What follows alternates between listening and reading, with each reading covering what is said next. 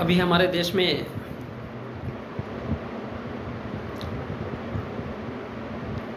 ये देखा जाता है कि जिसके पास पैसा है, अब जिसके पास पैसा है तो फिर उसकी इज्जत भी होगी। फॉर एग्जाम्पल मुकेश अंबानी या फिर गौतम अडानी। अब गौतम अडानी भयंकर पैसा, अब इतना सारा पैसा है तो जाहिर है इज्जत तो भरपूर होगी। अब क्या वो अपनी बेटी को किसी मजदूर के साथ शादी कर देगा? नहीं ना, नहीं कर सकता, क्योंकि उसको पता है मैंने जिस होश हवास के साथ अपने बेटी को पाला पोसा है, पापा की परी बनाया है, वो किसी मजदूर के साथ शादी करेगा क्या? नहीं। तो बड़े लोगों की बड़ी हैसियत भी बड़ी होगी, इज्जत भी बड़ी होगी। और फिर ये भी तो देखना पड़ेगा वो कौन से जाति का है। कहीं पता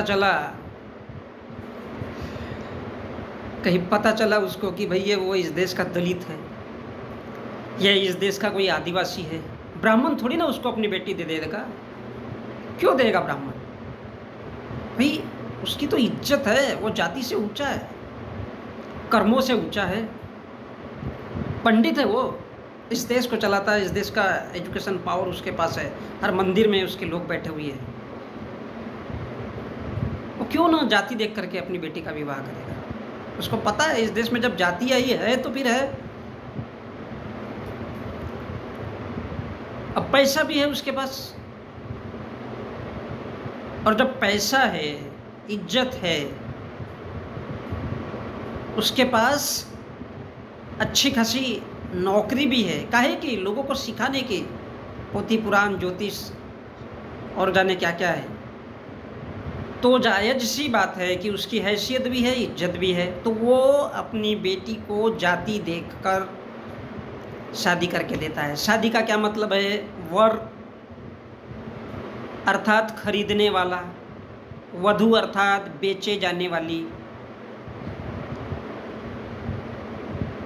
बेचे जाने वाली वधू और खरीदने वाला वर। अब ये जब हमारे देश में शादियां होती है तो शादी करने और करवाने वाला ये जो पूरा का पूरा समाज है वो देखता है कि उसके पास पैसा कितना है, उसका स्टेटस कितना है, उसके पास गाड़ी कितने हैं, बंगले कितने हैं, उसकी क्या इज्जत है, उसके पास नौकरी क्या कलेक्टर है। भाई कलेक्टर है तो इस देश का ब्राह्मण भी हो सकता है इस देश के किसी दलित को अपनी बेटी दे दे, लेकिन अगर उसकी हैसियत ही नहीं, वो मजदूर है या फिर वो किसान का बेटा है, खेतों में काम करता है, क्यों देगा उसको अपनी बेटी इस देश का बनिया? हाँ, लेकिन वो वही ब्राह्मण है जो शिक्षा देता है इस देश में, तो वो ये सब देखता है। क्या देखता है? मैं जिससे मेरी बेटी की शादी कर रहा हूँ उसके पास पैसा कितना है, उसकी इज्जत कितनी है। भाई इज्जत भी बहुत अलग चीज़ होती है, हैसियत कितनी है और उसकी जाति क्या है। ये सब देखने के बाद ये जो हमारा भारत का समाज है, चाहे वो हिंदू हो, मुसलमान हो, सिख हो, ईसाई हो, जैन हो, पारसी हो और भी कोई हो, ये सारा का सारा चीज़ अच्छा अर्थात पैसा, इज्जत, हैसियत, जाति, ये सारा का सारा देखने के बाद जब वो शादी करता है और शादी करवाता है तो फिर वो किस मुंह से बोल सकता है कि ये जोड़ियाँ ईश्वर ने बनाई है? सोचने लायक ये बात है। कोई मंदिर का पुजारी है या बनिया है, बनिया है मान लो, कोई बहुत बड़ा व्यापारी है सोने का, कोई गुजराती है सोने का व्यापारी है, वो क्या महाराष्ट्र के दलित को अपनी बेटी दे देगा? नहीं, उसको पता है ये जोड़ियाँ किसने बनाई हैं। ऊपर बनती है बोले जोड़ियाँ किसने? अब ऊपर में कौन बैठा है नहीं मालूम। ऊपर में तो हमने देखा है कि अंतरिक्ष रहता है, ना ज़मीन है ना आसमां है, बोले ऊपर से बन कर के आती है। तो जोड़ियाँ किसने बनाई है? ईश्वर ने बनाई है, ईश्वर ने। अब ये ज्ञान देने वाला कौन है? भारत का ब्राह्मण। वो ज्ञान क्या दे रहा है कि जोड़ियाँ ईश्वर ने बनाई है, जबकि बनाता कौन है? इधर हर एक समाज, हर एक धर्म का इंसान अपने अपने तरीके से। किस तरह से? बोले बड़ी नौकरी है क्या? कलेक्टर है, डॉक्टर है, इंजीनियर है, दे दो लड़की को। देखने की ज़रूरत नहीं है। लड़का शराब पीता होगा चलेगा, लड़का गुंडा होगा, मवाली होगा, यार चलेगा, क्या फ़र्क पड़ता है? जय श्री राम के नारे लगाने वाला होना, या तो फिर कम से कम जय भीम के नारे वाला होना, या तो फिर कम से कम अल्लाहू अकबर के नारे लगाने वाला होना। यानी पिछड़े में दम होना चाहिए कम से कम बंदे के। यानी पैसा भी देखना है, उसकी इज्जत भी देखना है, उसके पास गाड़ी घोड़ा बंगला कार मोटर सब देखना है। यानी उसका पूरा पक्का पूरा स्टेटस देखना है, उसकी हैसियत भी देखना है और जाति भी देखना है। और ऊपर से क्या बोलना है? जोड़ियाँ ईश्वर ने बनाई है।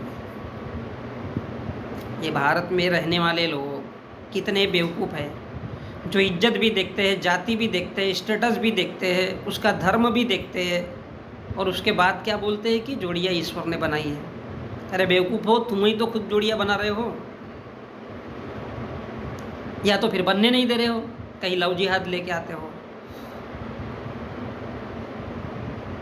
क्यों लेके आते हो? ताकि आपकी बेटियाँ आपका नाक ना कटवा दे। आपको ऐसा लगता है नाक कटवा देगी, इज्जत होती है। भाई भगवान हो तुम? अबे सड़े से इंसान हो यार। 50-60 साल रहोगे, 70 साल रहोगे, 80 साल रहोगे, इसके बाद तो तुमको जाना है। लेकिन क्या बताते हो? जोड़ियाँ ईश्वर ने बनाई है। कौन सा ईश्वर? धरती पे रहने वाला ईश्वर? कि किसी कुत्ते का नाम है ईश्वर?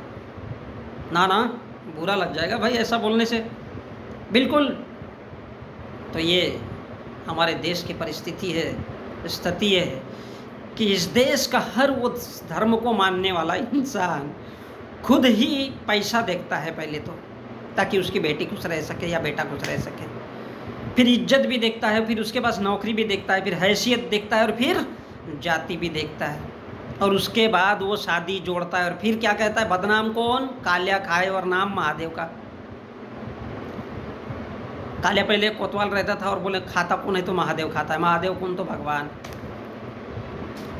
तो ये इंसान ही है जो हैसियत भी देखता है, दौलत भी देखता है, गाड़ी बंगला भी देखता है, उसका घर भी देखता है, और फिर क्या बोलता है? जोड़ियाँ ईश्वर ने बनाई। इससे बड़ी बेवकूफ़ी और कहाँ मिलेगी? तो ये हम भारत के लोग हैं, हम भारत के लोग हैं, और हम पूरे भारत के लोग, चाहे वो हिंदू हो, मुसलमान हो, सिख हो, ईसाई हो, जैन हो, कोई भी हो, उसका भारत के हर इंसान का दिमाग घुटने में है। और वो अपना दोष मढ़ने के लिए भारत की स्त्री को बोलता है कि स्त्रियों का दिमाग घुटने में है। इसलिए क्या है, कभी सोचिएगा ठंडे दिमाग से बैठ करके, कहीं कॉर्नर में बैठिए, कहीं कुर्सी पे बैठिए, टेबल पे बैठिए, थोड़ा ठंडा पानी पीजिए एक गिलास, और फिर उसके बाद में थोड़ा आँख हल्की सी लगने दीजिए और सोचिए, अगर ईश्वर ने जोड़ी बनाई होती तो साला अपने आप ही चल के आते। फिर हम पैसा, इज्जत, नौकरी, हैसियत, ये जाति वाति क्यों देखते भाई? करने दो ना उनको खुल्लम खुल्ला प्यार। काहे लव जिहाद की बात लाते हो जन्ना? करने दो उनको प्यार। जब ईश्वर ने बनाई है जोड़ियाँ तो खुला छोड़ दो लड़के लड़कियों को। लेकिन नहीं, ये हमारा भारतीय समाज है, बेवकूफ़ी के अलावा कुछ भी नहीं। करेगा धरेगा खुद और बोलेगा जोड़ियाँ ईश्वर ने बनाई है। फिर क्या बोलेगा? सद्गुरु महाराज की जय।